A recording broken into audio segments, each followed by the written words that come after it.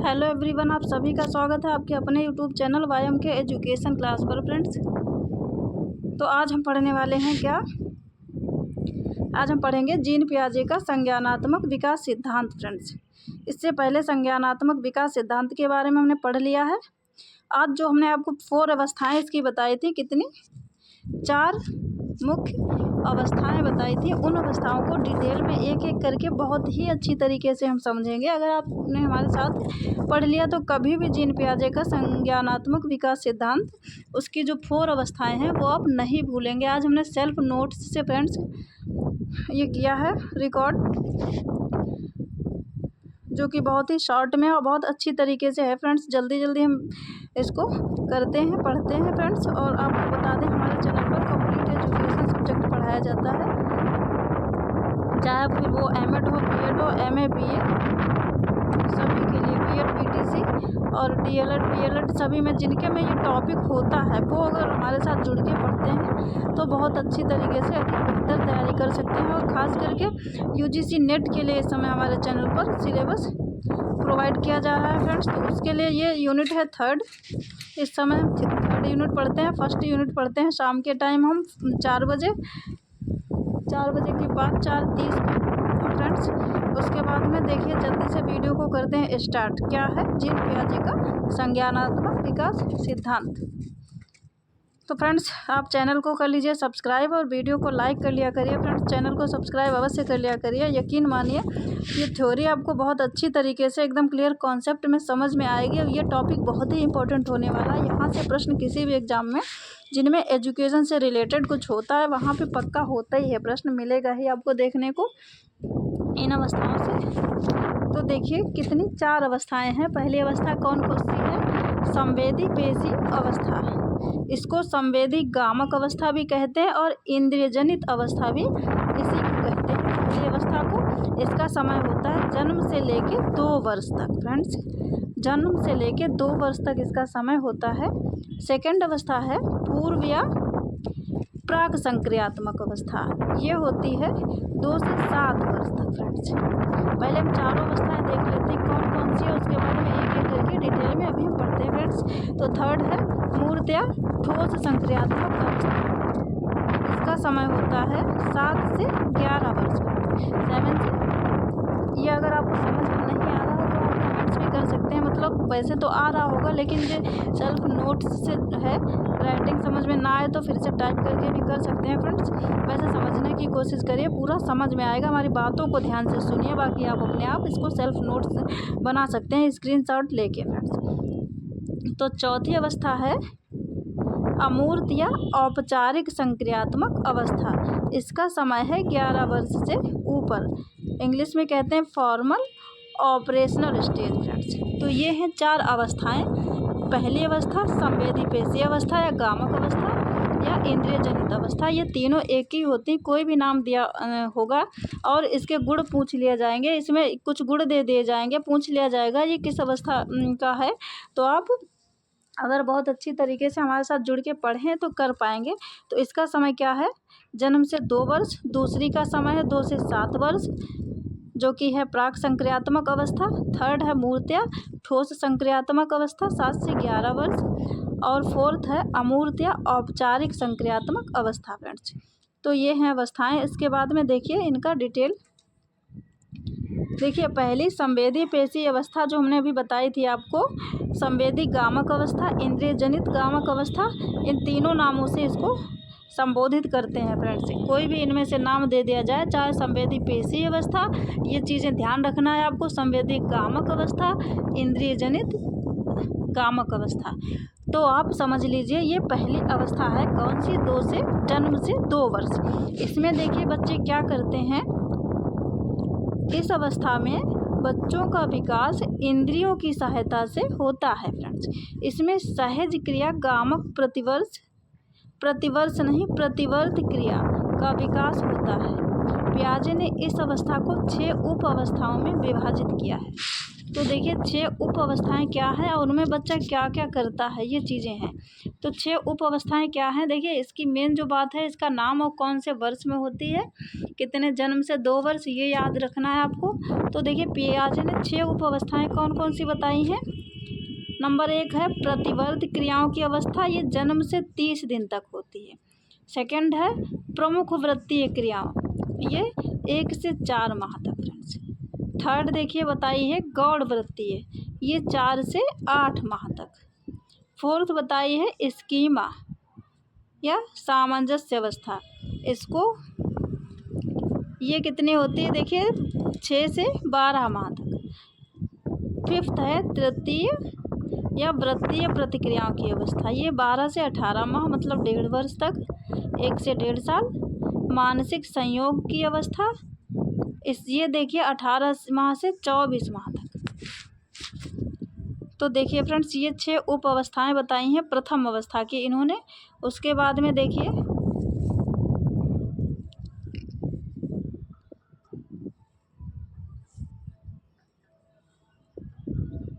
एक minute friends, अब देखिए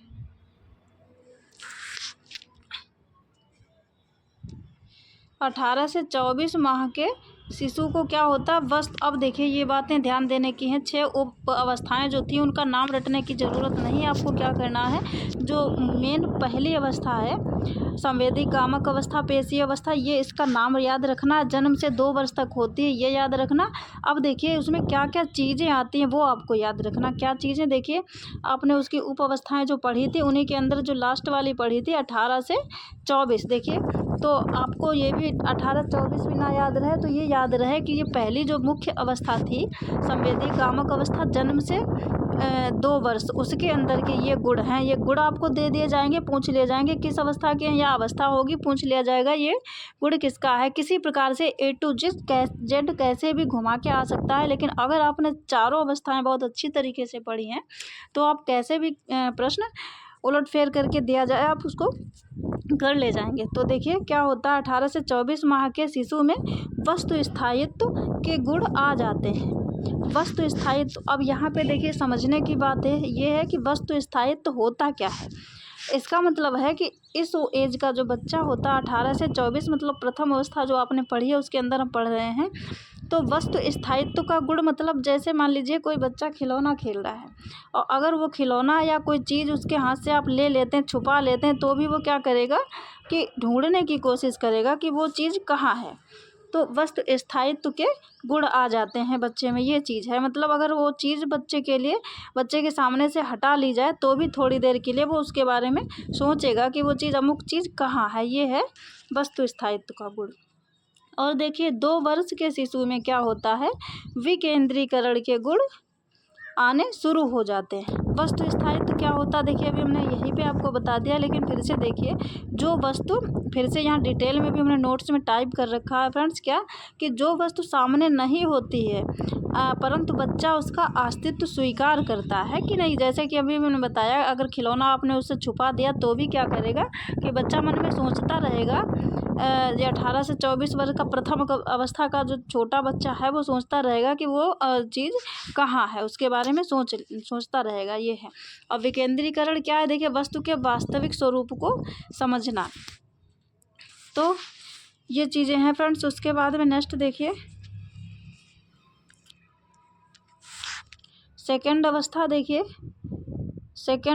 देखिए पूर्व या प्राक संक्रियात्मक अवस्था। पूर्व या प्राक संक्रियात्मक अवस्था 2 से 7 वर्ष, इसकी क्या थी एज 2 से 7 वर्ष। इसमें देखिए क्या क्या होता है, संज्ञानात्मक विकास की दूसरी अवस्था है ये। इस अवस्था में बच्चों का विकास भाषा की सहायता से होता है। यह क्या होती है, ये अवस्था पूर्व बाल्यावस्था के दौरान होती है। पियाजे ने इस अवस्था की कितनी 2 उप अवस्थाएँ बताई हैं। कौन कौन सी फ्रेंड्स, ये बहुत छोटा तो लग रहा होगा आपको, हमने जो ऐसे करके इसमें PDF बनाया है लेकिन समझ में अच्छी तरीके से आ रहा होगा। तो जो दूसरी अवस्था है पूर्व या प्राक संक्रियात्मक अवस्था, इसमें क्या है देखिए, दो अवस्थाएं पियाजे ने बताई। कौन कौन सी? अंतःप्रज्ञ मतलब अंतर्दर्शी काल, और दूसरी क्या बताई है? प्रत्यात्मक अवधि। प्रत्यात्मक अवधि बताई है। तो अंतर्दर्शी काल क्या है? 4 से 7 वर्ष, और 4 से 7 वर्ष और 2 से 4 वर्ष फ्रेंड्स। तो प्रत्यात्मक अवधि, पहली अवधि जो है, जो दो उप अवस्थाएं बताई हैं उसमें पहली अवधि जो है प्रत्यात्मक अवधि ये है 2 से 4 वर्ष, और दूसरी अंतर्दर्शी काल ये है 4 से 7 वर्ष फ्रेंड्स। तो ये है। अब देखिए इन दोनों अवस्थाओं में विकास कैसे होता? 2 से 4 वर्ष। इसमें देखिए क्या क्या होता? 2 से 4 वर्ष मतलब प्रत्यात्मक अवधि। इसमें क्या होता है? सूचकता का विकास होता है। बच्चे लाक्षणिक कार्य करने लगते हैं और बच्चों में जीववाद का संप्रत्यय आ जाता है। आत्म केंद्रिता पाई जाती है। भाषा का विकास तेजी से होता है। प्रत्यात्मक चिंतन भी पाया जाता है। ये सारी चीज़ें होती। बाकी देखिए जीववाद क्या होता है? बच्चे क्या करते हैं कि निर्जीव चीज़ों को भी सजीव समझने लगते हैं। निर्जीव चीज़ों को भी सजीव समझते हैं, उसमें भी जान है। ऐसा करके कभी देखा होगा आपने, बच्चे किसी चीज़ से या किसी पेड़ से या कोई किसी अन्य चीज़ों से क्या करते हैं? बात करते हैं इस एज में। किसमें? देखिए जो पहली दूसरी अवस्था के अंतर्गत जो पहली अवस्था बताई है 2 से 4 वर्ष की अवस्था। आपके घर में अगर बच्चे हैं तो आप अनुभव करके भी देख सकते हैं। 11 वर्ष तक के मतलब जन्म से 2 वर्ष, तो 11 वर्ष तक के हैं, उनमें आप डिवाइड करके, हम तो ऐसे ही करते थे याद करने के लिए कि ये बच्चा क्या क्या कर सकता है, ऐसे भी याद कर सकते हैं। और देखिए आत्म केंद्रिता क्या होता है? बच्चा इस एज के जो बच्चे होते हैं 2 से 4 वर्ष, वो अपनी ही बात मनवाने की कोशिश करते हैं। क्या करते हैं? वो जो कहते हैं वही सही है और जिद करते हैं उस चीज़ के लिए। तो ये है आत्म केंद्रिता, अपने में ही सीमित रहना मतलब। अब देखिए इसके बाद में नेक्स्ट स्टेज,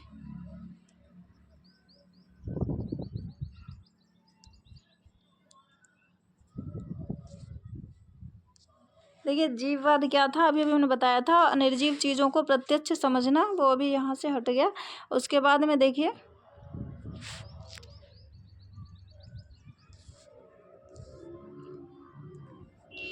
2 से 7 वर्ष। 1 मिनट फ्रेंड्स, अब देखिए जल्दी से फटाफट।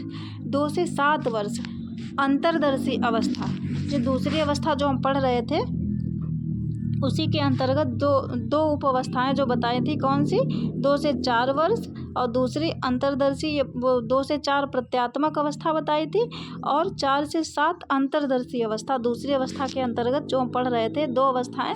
और दूसरी अवस्था कौन सी थी फ्रेंड्स? ये भी आप फिर से देख लीजिए, नहीं तो जाएंगे भूल। दूसरी अवस्था कौन सी थी? पूर्व या 1 मिनट, पूर्व या प्राक संक्रियात्मक अवस्था। इसकी 2 अवस्थाएं थी, वही 2 अवस्थाएं दूसरी अब हम पढ़ रहे हैं। तो दूसरी कौन सी है? देखिए जल्दी से फटाफट। दूसरी है 2 से 7 वर्ष अंतर्दर्शी अवस्था। देखिए इसमें क्या होता है? अपलटावी गुण।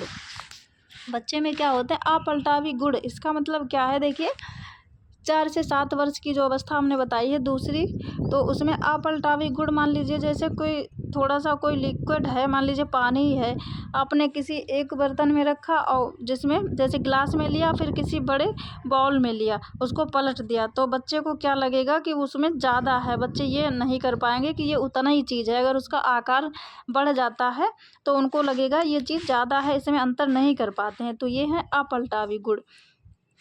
अपलटावी गुण होते हैं इसमें। किसमें? 4 से 7 वर्ष की अवस्था में, अंतर्दर्शी अवस्था में।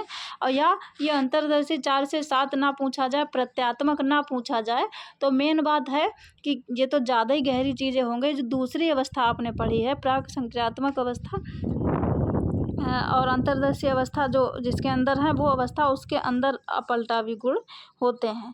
थर्ड है मूर्त या ठोस संक्रियात्मक अवस्था। ये होती है 7 से 11 वर्ष फ्रेंड्स। इसमें देखिए क्या क्या चीज़ें होती हैं। प्रत्यक्ष रूप से, मूर्त का मतलब प्रत्यक्ष रूप से कोई चीज़ तो मूर्त या ठोस संक्रियात्मक अवस्था, देखिए जैसे ही जैसे बच्चे बड़े होते हैं 7 से 11 वर्ष के, तो उसमें देखिए क्या होता है कि मूर्त चीज़ें जो होती हैं प्रत्यक्ष रूप से उनको जो है वो अच्छी तरीके से समझते हैं। तो क्या है, जैसे वर्गीकरण कर लेते हैं किसी चीज़ का, और समूह और तुलना कंपेयर कर लेते हैं, ये 4 हैं, ये 5 हैं, ये मतलब ये चीज़ें समझ लेते हैं। संबंध रिलेशन भी जानते हैं, हल्का भारी जानते हैं, ठीक है, ये चीज़ वजन है, ये कम है, रुपए पैसे गिनना थोड़ा बहुत, इतना ये सब काम किस में करने लगते हैं, थर्ड अवस्था में, मूर्त या ठोस संक्रिय अवस्था में ये बच्चे करने लगते हैं। उसके बाद में नेक्स्ट देखिए और क्या होता है इस अवस्था में, मूर्त या ठोस संक्रिय अवस्था में, थर्ड अवस्था में देखिए पलटावी गुणों का विकास। देखिए दूसरी अवस्था में पलटावी गुणों का विकास नहीं हुआ था, उसमें अपलटावी गुण थे। अपलटावी गुण मतलब बच्चा नहीं समझ पाता था कि उतना ही पानी अगर आपने एक बड़े बाउल में कर दिया तो वो समझेगा कि ये ज़्यादा है। लेकिन इस अवस्था में, थर्ड अवस्था में क्या होता है, पलटावी गुणों का विकास हो जाता है। बच्चे यह समझने लगते हैं कि वस्तुओं का क्रम बदलने से उनके परिणाम में परिवर्तन नहीं होता। मतलब जैसे कोई पानी जो है इसमें ग्लास में है इतना सा, और अगर आपने ये बाउल में इतना कर दिया तो वो ये समझ लेंगे कि ये जो है मात्रा दोनों की बराबर है, ना कि इतने बड़े में फैलाने से वो क्या हुआ कि ज़्यादा हो गया। तो बच्चे ये समझने लगते हैं कि अगर उनका क्रम बदल दिया जाए, इससे इसमें पलट दिया जाए या इससे इसमें कर दिया जाए, तो उनके परिणाम में कोई परिवर्तन नहीं होगा। ये है फ्रेंड्स, पलटावी गुणों का विकास हो जाता है। और दूसरी जो अवस्था है उसमें बच्चे नहीं समझ पाते हैं ये सब। और क्या होता है देखिए, थर्ड अवस्था में, मूर्त या ठोस संक्रिय अवस्था हम पढ़ रहे हैं, थर्ड अवस्था, उसमें देखिए क्या होता है, विचारों की उत्क्रमणीयता और वस्तुओं के संरक्षण की प्रवृत्ति। 7 से 11 वर्ष के बच्चे देखे होंगे, छोटी छोटी जो चीज़ें होती बहुत एकत्रित किया करते हैं, संरक्षण की प्रवृत्ति उनमें मतलब होती है। आगमनात्मक तर्क का प्रयोग, मतलब तर्क करने लगते हैं, किसी बात पे बहस करने लगते हैं इस एज के बच्चे जो होते हैं। आपने देखा होगा सकर्मक अनुभव, मूर्त व ठोस वस्तुओं का तार्किक चिंतन, जो सामने होते हैं प्रत्यक्ष रूप से चीज़ें, उनके बारे में वो तर्कपूर्ण चिंतन मतलब कर सकते हैं, सोच सकते हैं, ये अमुक चीज़ कैसे बनी है उसके बारे में जानना, और ये कैसे क्या है पूरा उसके बारे में डिटेल चिंतन कर सकते हैं। तो ये सारे चीज़ें हैं थर्ड अवस्था में, मतलब मूर्त या ठोस संक्रियात्मक अवस्था। उसके बाद में नेक्स्ट देखिए लास्ट अवस्था,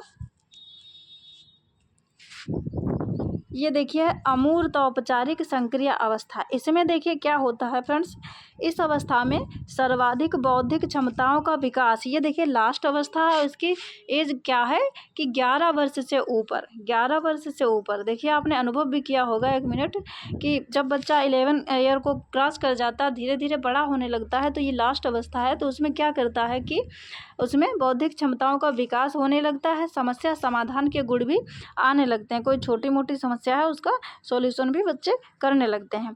ऐसे अमूर्त चिंतन, आलोचनात्मक चिंतन, मतलब उसकी गुण दोषों को पहचानना, ये आलोचनात्मक चिंतन होता है कि ये उसमें अच्छाई है, इस चीज़ में ये बुराई है, बच्चे ये जानने लगते हैं। अमूर्त चिंतन मतलब प्रत्यक्ष रूप से कोई चीज़ सामने नहीं है तो भी उसके बारे में बच्चे चिंतन कर सकते हैं, ये चीज़ अच्छी है बुरी है उसके बारे में मतलब डिस्कस कर सकते हैं, ये है। और क्या होता है देखिए,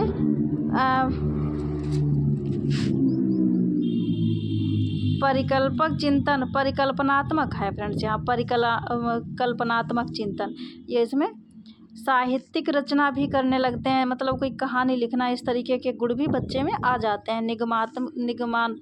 क्या है फ्रेंड्स, निगमनात्मक तर्क, गलत लिखा है इसमें, निगमनात्मक तर्क भी करने लगते हैं बच्चे।